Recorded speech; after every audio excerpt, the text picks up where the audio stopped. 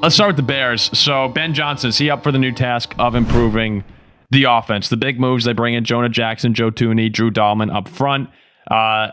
Defensively, they signed Dayo Odengbo to a 3-year, $48 million deal. Grady Jarrett, 3-year, $43.5 million deal. And they bring in Kyler Gordon at cornerback. Lose Keenan Allen, but otherwise not too much. And then in the draft, you have to say, exciting draft for Bears fans with Colston Loveland and Luther Burden as their first 2 picks to give Caleb Williams even more weapons. And they try and bolster the line with Ozzie Trapillo out of Boston College and Shamar Turner, defensive tackle out of A&M. So a lot of big moves. This has been a very, very active offseason for the Bears, very exciting offseason. So, yeah, the question just straight up comes down to, do you think, with the roster being the way it is, do you think Caleb Williams takes a jump? And obviously no. Jack thinks no. You see that picture with the blue nails and the flower in his hair? Yeah, no, he's not taking a jump. Do you think, Ziggy, that do you get excited from the Colston Loveland and Luther Burden additions? People really aren't talking about that. By those. Here's what makes me excited. The Bears were the single worst coach team in the entire NFL last year. Everything basically coaching wise that they could have gone wrong, from the scheme to the leadership to the culture, like everything went wrong. And still the Bears were not that bad a team. I know it was disappointing relative to their preseason expectations, but they were close in a lot of games against good teams. They managed to win a few despite having a tough schedule. And despite Caleb Williams being basically thrown to the wolves with no direction, to the point where he couldn't get the coaches to look over film with him, he still had a solid, a slightly above average rookie season. Now, that rookie season was disappointing relative to expectations because people thought he was entering into an incredible situation for rookies. And on paper, he was. But when you look at all the facts, last year, Chicago was not a good time to be a good rookie quarterback. Do we know if Ben Johnson will be a great coach? No, but he can't be worse than the regime they had before. I think that some competent leadership will improve this room way more than any draft picks could. And the draft picks aren't that bad. I mean, adding a tight end, adding a wide receiver, adding 3 solid players on the offensive line. 2 of them I'm pretty confident will be solid. Jonah Jackson, the jury's still out. I don't see why you shouldn't expect improvement from this team. They just need competency. You 1,000% should see improvement from this team. Last year there was excuses, and I'll give that to him. Like, there was excuses for Caleb Williams, there was. But they've really done all they can now, Chicago, to put his best situation around him. And now there's no excuse. Like, now there's pressure he has to perform. Do I expect improvement? It's hard not to improve. I just do not love this guy as a QB. From an offensive standpoint, you can't do much more than bring in a completely new interior of the offensive line. You give him a new weapon in Burden, a new weapon in Loveland. Rome Odunze is a first-round pick. He should get better. DJ Moore is a stud. Like, that is all there. He has as good a situation as really a year 2 quarterback can hope for. If the coaching is competent. But also, that's the other thing they brought in was the number 1 prospect on the coaching market. So they have gone and they really have done a fantastic job offensively building up. The defensively, they should be fine. But I really am a big believer in this offense. And you look back at the 10-game losing streak that they had that started with the Hail Mary in Washington. They lost 5 of those 10 games by 3 points or less. Caleb ended the year, final 7 games, he had 11 touchdowns and 1 interception. Yeah, it's not, he's throwing for less than 2 touchdowns per game on that trajectory, but still, he wasn't turning the ball over as much. At the end of the year, his sack total was 2.271. So I know that 7 in there jumps out, but he did a better job for someone who sacked 68 times last season. He did a better job. He did improve. So that's, if you're a Bears fan and you're looking for those, like, where can we find positive points here? It's Caleb got better at the end of the year. You had so many big offseason moves. And then I still like that win against Green Bay in Lambeau Field to break. I find moral victories. I know a lot of people say they don't count, but I thought going on that game-winning drive to break, 11 straight losses to your arch rival, It's an exorcism. I liked the mentality the Bears had going into that game. I can't remember what their saying was. It was something just like, like starts now or something. And I think that we might look back on that Bears win over the Packers the way we look at that Lions win over the Packers a few years ago, where they had nothing to play for. Green Bay was trying to go to the playoffs with Rodgers, and Detroit came in and beat them. And that's the mentality. And I know Ben Johnson wasn't there when they won that game, but the players were there. A lot of those same players are there, and that could be the shift in mindset that changes things. Speaking of the Lions, Ben Johnson, Aaron Glenn are out. John Morton and Kelvin Shepard are in. Lions fans seem furious that people keep talking about coordinators and not players, which we agree, right? On this show, yes. While Jack thinks coaching is irrelevant, especially me. Ziggy and I do acknowledge the importance of coaching, but I will never come on this show and say that coaches are more valuable than players, especially when you talk about you'd rather have Brady than Belichick. That's obvious. You always want the great player. Steve Kerr had a great line when he was talking about his quote unquote free agency as a coach. Before he joined the Warriors, the Knicks were begging to bring him in, and Kerr just went yeah, if I went to the Knicks, we would have sucked.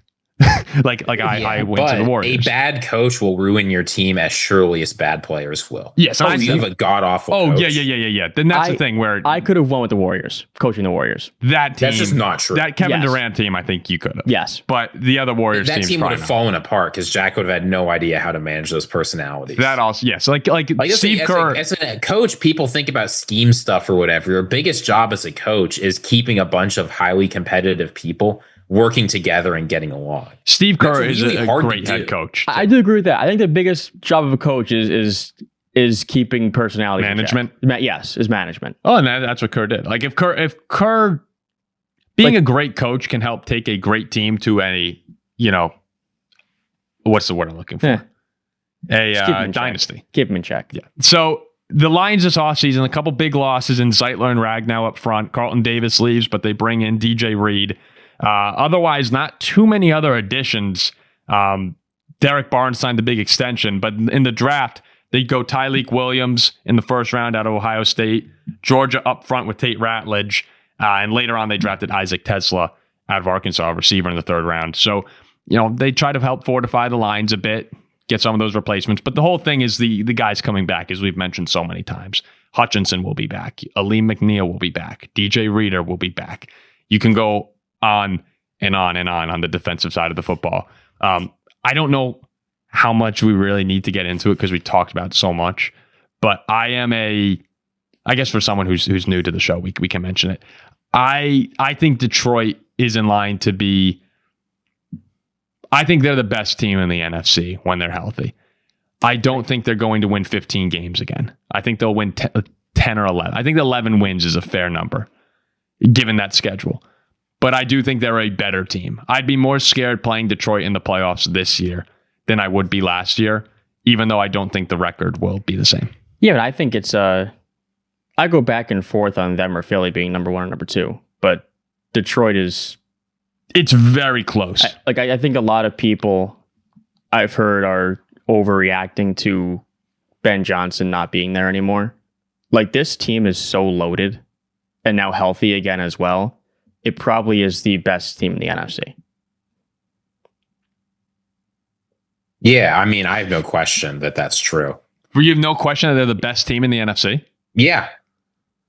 Wait a second. I thought me coming out here saying they're the best team. You guys talk you talk about the Eagles like a dynasty. Well, Detroit, they were. I was kind of excited to come out. I like this Eagles team a lot, but I feel like when everybody's healthy on the Lions have about as much talent, but I like their quarterback more. This pisses me off. I thought I was coming out with how many times have I said I think Saquon Barkley is going to take a step back next year and Jahmyr Gibbs is going to take this. All right. I guess we're all on the Lions. I mean, we had a Lions fan saying Tyleik Williams should be on our all NFC North first team as defensive tackle.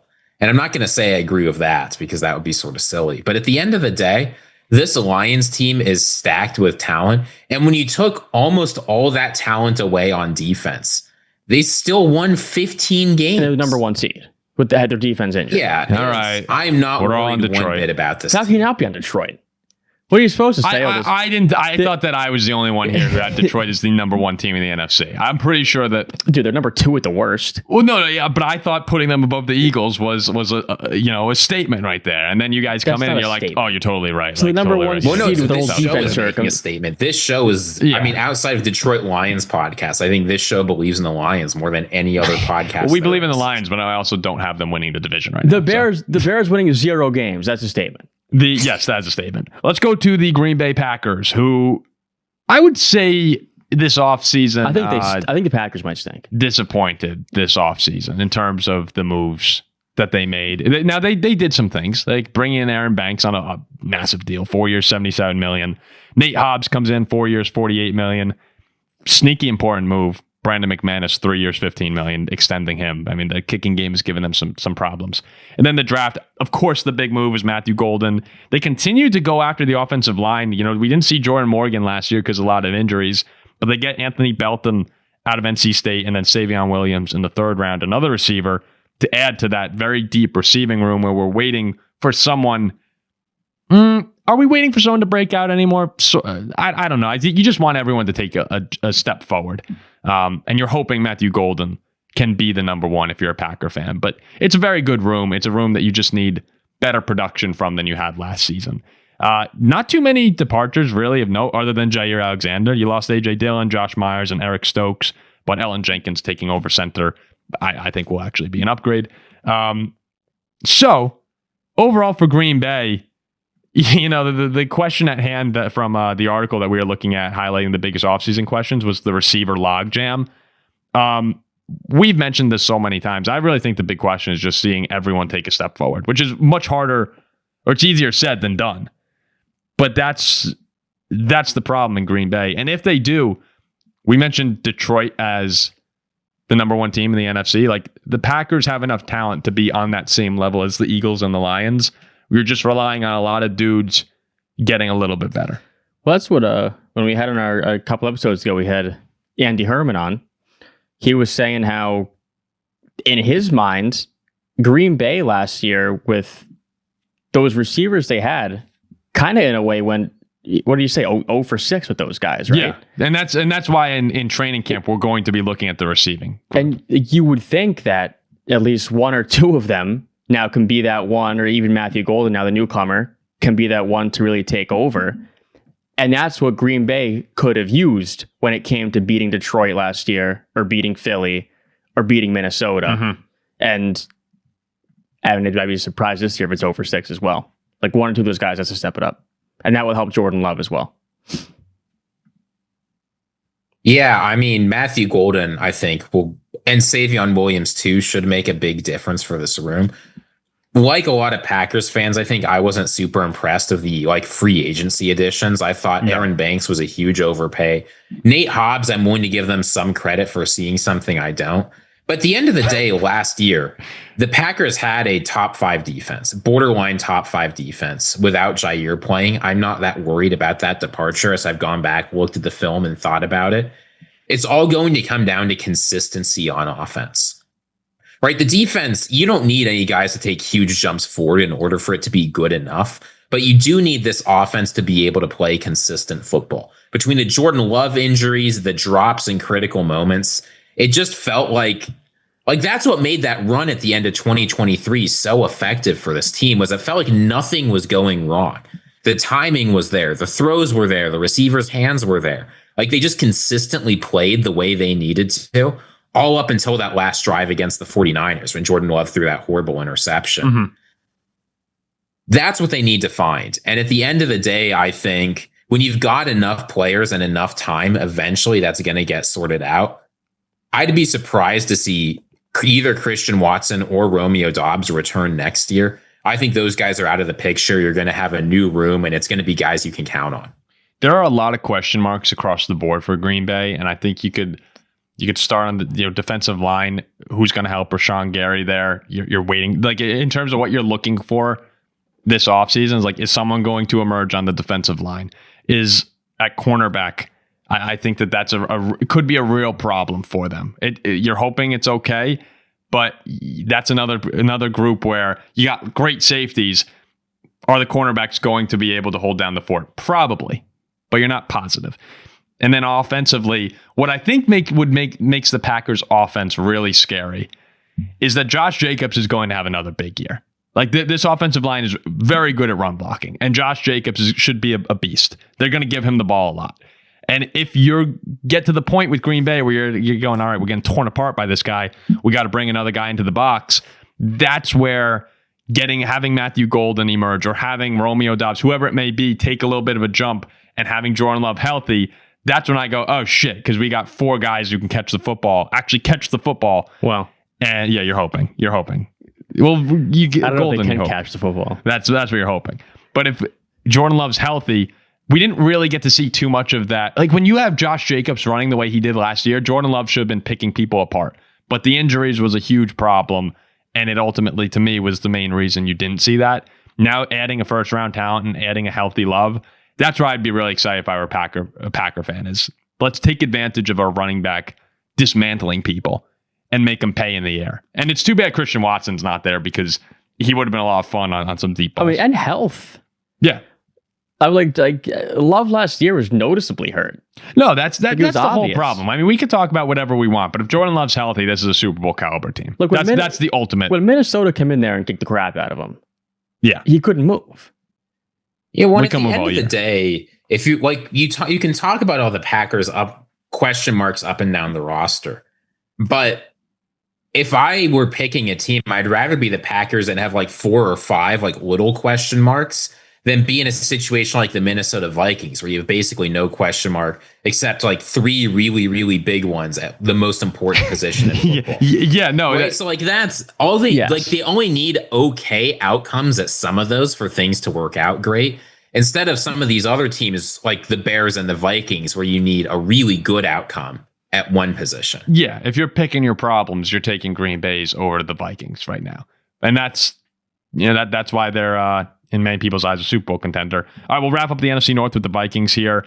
The big question everyone's going to talk about is JJ McCarthy ready to help this team that's moved on from Sam Darnold. I actually think the question for me personally, other than that one, just for a second, is the cornerback room and the secondary. Really the secondary, after losing Cam Bynum, who played at just an awesome level last season. Harrison Smith is 36 now. Theo Jackson's going to be back there with them. I just don't know how much faith I have in the cornerback room of Byron Murphy, Byron Murphy's the best guy they have. They like playing him in the slot. On the outside, you're hoping for Mekhi Blackman or Isaiah Rodgers. And that to me is very scary. Like I need one of those guys to come in training camp and just light the world on fire, because we can have the best pass rush in the world, but if our cornerbacks if they can't cover, then I'm very nervous. And that's actually, to me, like I'm hopeful that JJ's going to be good, but in the back of my mind, I'm like, man, this cornerback room is a little scary. Yeah, go against those Packer receivers too, and Amon-Ra and the Bears with DJ Moore and all those guys. Yeah, you need good cornerbacks. So Ziggy, do you echo my sentiment on the cornerbacks, and then just give me your faith level in JJ McCarthy? I'm actually not that worried about the cornerbacks. Even if the secondary is not great, Brian Flores is the sort of guy that can cover up a lot of those issues. Like, that's not my biggest worry. At the end of the day, every single team in the NFL wins or loses with their quarterback. It is what it is. That's just how the NFL works. That's why these guys are getting paid $50, $55, $60 million a year. That's the only question I have of JJ McCarthy. Imagine JJ McCarthy's very good and our cornerbacks end up being weak and we have to rely on some like aggressive blitz packages. Whatever. Who cares? We just won 11, 12, 13 games. Yeah, I don't care about our cornerbacks at that point. Imagine you've got like Byron Murphy turns into a lockdown corner. He takes that next step and JJ McCarthy is putrid. Congratulations. You won 4 games of football. Yeah, it is what it is, right? We saw when Sam Darnold wasn't good last year, nothing else mattered.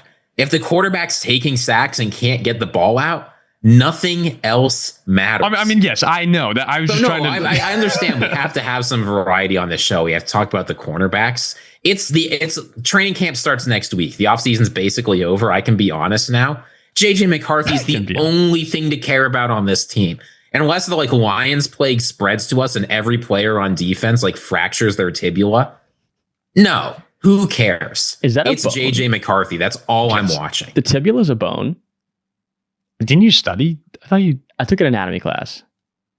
So don't give it a degree. Unless if Ziggy's combining the tibia and the fibula. I'm thinking of tibia and the fibula. Yeah. My bad. Okay, I was gonna say, yeah. He did. Jack did take an anatomy class. Yeah, I did. I got you know what? You're right, Jack. You owned me. I got a C- in anatomy. Yeah, no, you're right. I mean, Ziggy, you're totally right. And we could say the same thing for the Packers, same thing for the Bears. If Jordan Love sucks, it doesn't matter. If Caleb Williams sucks, Jordan Love, he's not going to suck. He might be only okay, but he's not going to be putrid. Caleb Williams, who knows? But JJ McCarthy, we have no idea. Yeah, I guess you're right. This guy could be Bryce Young. The floor. Well, I think Aaron Jones. Dude, I'd sign up for Brett now. I think Aaron Jones will have 3,000 yards on the ground this year. Aaron Jones? Yes. Aaron will get hurt before he has 3,000 yards. That's why Jordan Mason might. Yeah. McCarthy will turn it around, hand on the ball, and just dive. I'm super pumped about the offensive line additions. I like. We'll wrap up the Vikings here, but like the move they were very aggressive this offseason in building a perfect environment, even better than the one that they had last year for JJ. Getting Will Freeze and Ryan Kelly, drafting Donovan Jackson, that completely revamps the interior of the offensive line. You got two of the best tackles in the league. Jefferson and Addison, as good as it gets on the outside. And then bringing in Jordan Mason will help spell Aaron Jones, who, yes, does have injury concerns, especially. You can't rely on him as a workhorse running back at this point, but he's vital to that offense as well. And I haven't even mentioned TJ Hawkinson. So I think that the offense truly is plug and play now for the quarterback. And if JJ can sling it, the Vikings should be very, very good. Like if JJ McCarthy approaches one of the last two rookie seasons we've seen from Stroud or Daniels, approaches it, the Vikings can go to the Super Bowl. But that's asking a lot. No, they can't. Oh, 1,000% if JJ McCarthy. They can make the championship game. If the Commanders did it last year, so can we. Yeah, and if McCarthy can approach it, you'll also get blown up at Philly in the championship game. We're a much better team than Washington. All day. Oh, I take that. Oh, of course. Okay, of course. Yeah, you can't win a Super Bowl. But you can get murked in the 100% playoffs. can win a Super Bowl. How could they not? If JJ McCarthy plays like Jaden Daniels last year? No, you said approach. Okay, let's say he's a tier below. He has to play like Jaden Daniels to a T. But we're way better than the Commanders. I don't think you're way better. As a roster. You're not way better. I think so. I don't think you are. I think you go position by position in most spots we win. McLaurin. Jefferson. What? Stop it. Okay, we're moving on here.